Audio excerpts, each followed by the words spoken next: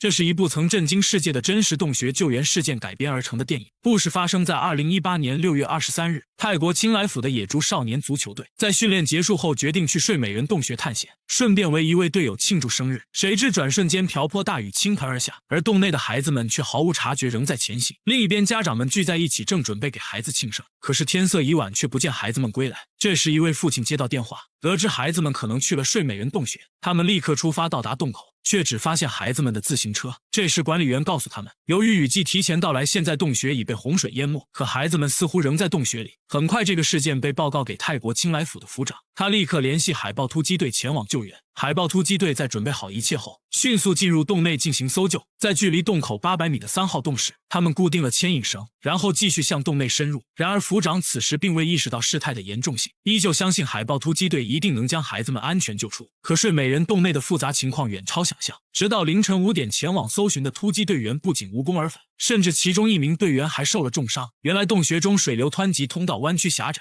水中能见度又极低，而经过几个小时的艰难探索，突击队员勉强才到达距洞口1600米的 T 型路口，之后就再也无力前行。在这种情况下根本无法完成救援，于是第二天泰国政府调动了100多个部门，同时还有大量志愿者前来协助救援。一位来自曼谷的水利工程师找到当地村长，表示洞穴被淹没的原因是雨水不断从山顶的缝隙渗透到洞穴中，只有将雨水引流到山下，才能减缓洞穴被淹没的速度。转眼来到第5天，著名的洞穴潜水专家瑞克和约翰抵达现场，他们不顾舟车劳顿，便立即换上装备，沿着突击队留下的引路绳进入洞穴。直到3小时50分钟后，两人到达了1600米的 T 型路口。正当他们准备继续前进时，洞穴突然发生塌方，水流夹杂着碎石汹涌而出，让他们迷失了前行方向。面对紧急情况，他们只能先行撤退。等回到3号洞室，由于水位上升迅速，一名志愿者被困其中，于是瑞克决定先带他潜水撤离。但由于志愿者缺乏洞穴潜水经验，在黑暗的水下环境中感到恐慌，甚至打掉了瑞克的呼吸器。他试图冲出水面，却撞到了洞穴顶部。情急之下，瑞克凭借丰富经验，迅速为他重新戴上氧气罩，最终成功救出了这名维修工。当他们安全返回地面时，府长得知了，即便是2位经验丰富的洞穴潜水专家，也只到达了 T 型路口。他的脸色变得凝重。紧接着，府长召集会议，重新研究救援计划。瑞克和约翰提出，凭借他们30年的洞穴探险救援经验，他们愿意继续深入搜救。但考虑到救援人员的安全，府长决定先行使用大型抽水机进行排水，待雨停后，洞内水位下降，再进行搜救行动。No one going for now. We wait for the rain to stop. Thank you. 为了阻止雨水继续渗入洞穴，志愿者们采取行动，将山上的雨水引流至山下，但山脚下却是一片农田。到了第8天，府长和水利工程师不得不亲自出面。มดกันกระจะอี้ ใช่ แล้วมันจะช่วยละออนได้ก็เจ้า จริงๆแล้วผมรับประกันอะไรไม่ได้ครับแต่ว่ามันเป็นการเพิ่มโอกาสรอดให้กับเด็กๆ村民们起初对引流雨水的做法有些迟疑，当他们了解到这关系到孩子们的生命安全时，都毫不犹豫地同意了。到了第9天，终于放晴，但那些孩子们能否在黑暗和饥饿中坚持下来？许多人已经不抱希望，孩子们的父母只能跪在僧侣面前祈祷奇迹的发生。终于在第10天，洞内的水位开始下降，瑞克和约翰再次穿上潜水服。经过近4小时的艰难前行，他们再次到达 T 型路口，将牵引绳系好之后，继续向前探索。而后的路程情况更为复杂，空间极其狭小，甚至连通过都很困难。在牵引绳即将用尽之际，他们看到了远处的亮光，终于找到了孩子们。当2人得知13个孩子都还活着，他们不禁感叹，这简直就是一个奇迹。孩子们满怀希望地问，我们现在可以出去了吗？约翰急忙解释，他和瑞克只是来探查情况，没有带足够的救援装备。等他们将消息带回去后，会有更多的救援人员前来救他们出去。孩子们看起来精神状态还不错，但毕竟饿了10天，不但脸色苍白，而且都瘦成了皮包骨。约翰给每个孩子都录了视频，并好奇地问他们是如何生存下来的。孩子们指了指教练，并说是他教大家用冥想的方式来减少身体消耗，以此对抗饥饿和恐惧。在安抚和鼓励了孩子们之后，约翰和瑞克开始返回。孩子们照亮手电筒，向他们告别，期待着明天能重见光明。但为了节省电池，他们很快就熄灭了手电筒，周围又陷入了黑暗。2人快速带回了这个激动人心的消息，营地里的每个人都兴奋地欢呼着，可瑞克和约翰却忧心忡忡，一点也高兴不起来，因为真正的挑战才刚刚开始。他们现在所要面对的难题是怎样才能把孩子带出来。孩子们所在的位置距洞口2500米，光单程就需要耗费6个多小时。根据他们30年的救援经验，想要从这种环境中将人安全救出，简直难如登天。更不用说他们都是没有接受过专业潜水训练的孩子。恐惧、窒息和其他因素都可能会变成死神的镰刀，救援再次陷入僵局。第二天，海豹突击队派出了4名队员，计划先给孩子们送一些补给。由于缺乏洞穴潜水的经验，4人消耗的氧气量远远超出预期，剩下的氧气只够支撑1个人回归。同时，他们发现洞穴中的氧气含量已经降低到 16%， 如果他们不尽快救出孩子，很有可能会因缺氧而死。很快，突击队员就把洞穴里的情况带出来。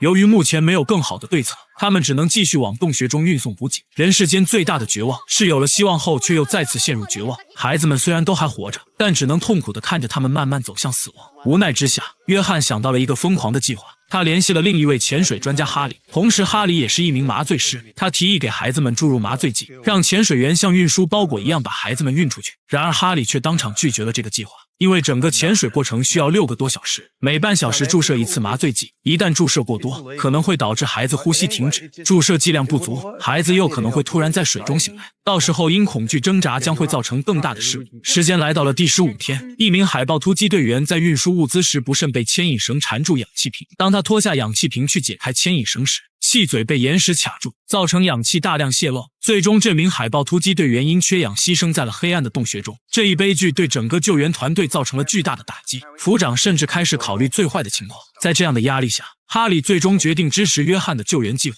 并将其上报给副长。他们认为，即使在尝试求生的过程中死亡，也比在原地等待死亡要好。经过反复推敲，这个看似最不靠谱的计划已成为目前唯一的救援方案。救援开始前，组长要求对救援方案务必绝对保密，即便是孩子的父母也不能透露，因为一旦行动失败，救援人员将会受到全世界的谴责。哈里拿出一把注射器，分给了在场的每一个潜水员，每个人在矿泉水瓶上反复地将针头扎入在拔处。这样做的目的是为了掌握注射时的力度，防止针头出现这样的情况。哈里仔细向每个潜水员讲解了注射麻醉的要点，而今晚开始，他们要将困在洞穴内的13个孩子分3批救出。伴随着民众们的虔诚祈祷，潜水员陆续进入水中。在位于中段的5号洞是最后一次核准行动细节。When the first boy gets through the long dive, I swim to you and report. Because if it's not working, how we need to know before we bring any more out. But if it is working, Then we get on with it. The packages. Or just the delivery guys. right.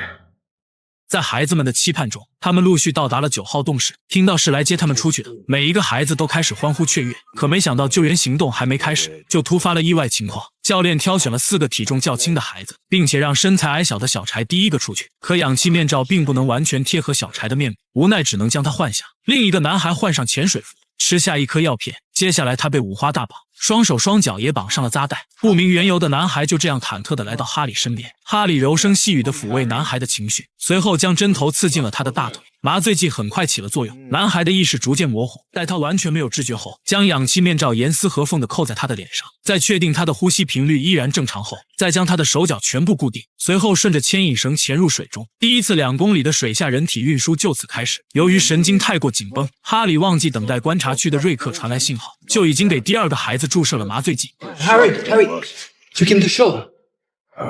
You shit. 可麻醉一旦开始就不能停下，一切只能继续进行。好在不久后，瑞克从水中冒了出来，传来了第1个孩子安然无恙的好消息。 It's working. 然而，首先出发的男孩在离开观察站后，开始有了醒来的迹象。负责的潜水员立马停止前进，准备给他注射下1针麻醉。可由于体力消耗过大，双手的颤抖导致麻醉针沉入水底。好在他费尽力气摸索到了麻醉针，在男孩即将清醒之前成功进行了注射。此时由约翰负责的第2个孩子也成功到达了观察点。在给男孩补完麻醉以后，意外却再次发生了。 No, he's not breathing. 约翰急忙将他翻过来，可男孩的呼吸再次恢复了正常。 Again. 约翰发现，男孩在每次进入水中就会停止呼吸，返回水面后又会恢复正常。在反复实验几次后，男孩的状态才逐渐平稳。 Breathe.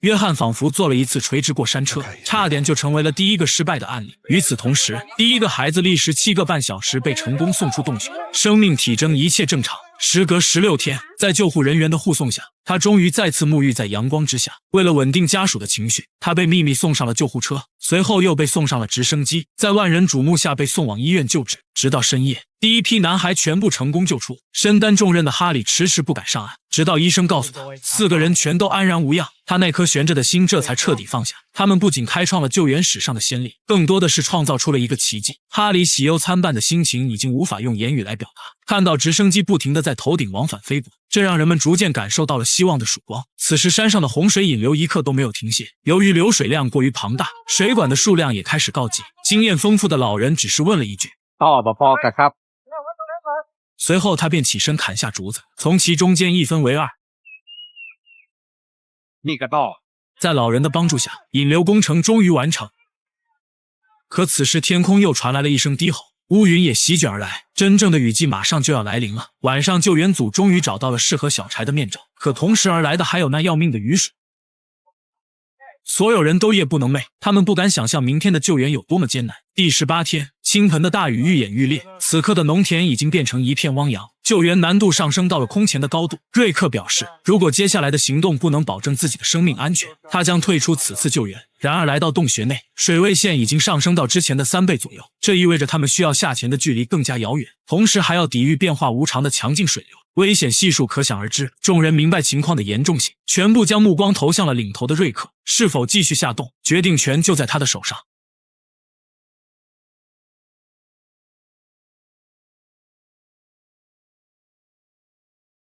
Okay. We can make it. We better move fast. Okay, let's. 这是最后一次也是最危险的一次救援行动，他们今晚必须一鼓作气救出所有的被困人员。到达9号洞室后，经过反复尝试，发现小柴的面罩还是无法很好的贴合，但现在已经不允许重新寻找面罩，一名潜水员只能亲自动手改造。小柴又一次被换下，其他3名男孩相继出发，水下的情况愈发复杂，水流强劲紊乱，能见度变得更加低。一名年轻潜水员克里斯在牵引男孩调转方向时，不小心弄丢了手中的牵引绳。